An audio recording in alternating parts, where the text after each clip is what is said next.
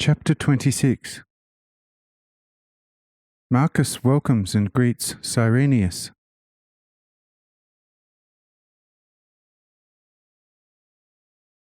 We had hardly finished speaking when we heard a large number of voices from the crest. It was Cyrenius with his entire entourage.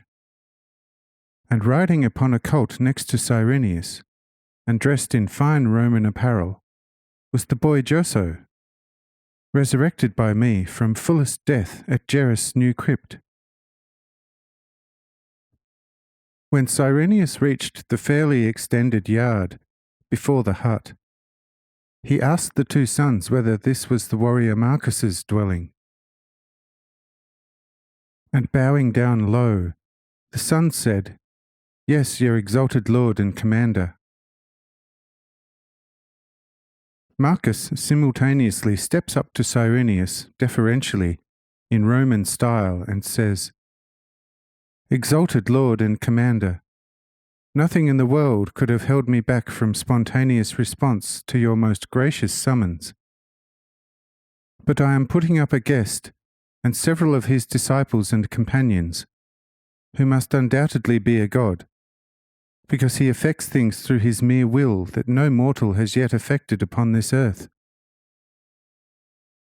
And behold, this guest from the heavens I could not possibly leave, not to mention his overwhelming me with favours to the point where my hut is not a poor, but a very rich one. For I now own nearly 50 skins of the best wine, and my 5 biggest fish tanks are full of the most precious and best fish. Likewise, my larder is crammed with all kinds of the best foods, whilst salt and wood I have in oversupply for life. What more should I, old man, want to seek and ask for? But not only I, but my 8 children are superbly provided for. For today I have already taken in over 100 silver pieces, what in my case means having a lot of money, and I shall be taking in several hundred more pieces from the same source from which I acquired the 400, genuinely and honestly today." Says Cyrenius, "That is all fine indeed, and I am certain to be even happier than yourself to see you, one of my oldest companions in arms, in such fortunate circumstances. But now take me over to your wondrous guest.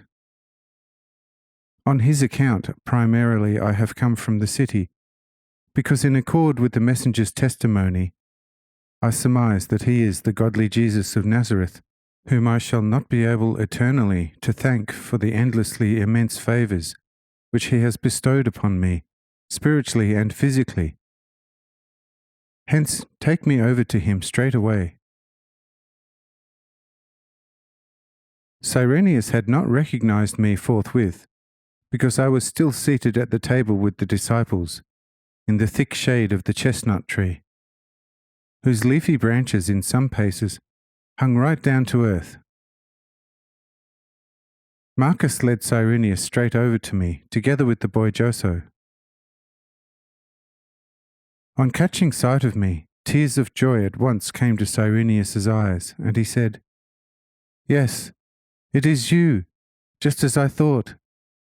Oh, how endlessly fortunate and happy am I again, that the indescribable grace of the heavens, you who are my everything, came my way after many days. Once again to see, to speak, and through the breath of your mouth, to be newly blessed and eternally enlivened. O Lord, my supremely faithful and truly beloved Jesus, you eternal Lord of the entire earth and all the heavens. What immense debtor I am to you, and that firstly for every life minute, and secondly for the outsize favour which came my way through your unfathomable wisdom at Kiss, putting me back in possession of the robbed taxation monies. O Lord, how often every single day I think about the predicament from which your wisdom saved me at Kiss. And then always tears of thanks come to my eyes, and I have to worship you weeping. Say I, friend and brother, come and sit at my right, and let your company sit over there under the fig tree. Lunch shall be served shortly, which I had ordered for you and your entourage in advance, for I know that you had as yet very little to fortify yourselves today. However, how is my Joso doing, and how does he get along with the angel visiting him from time to time?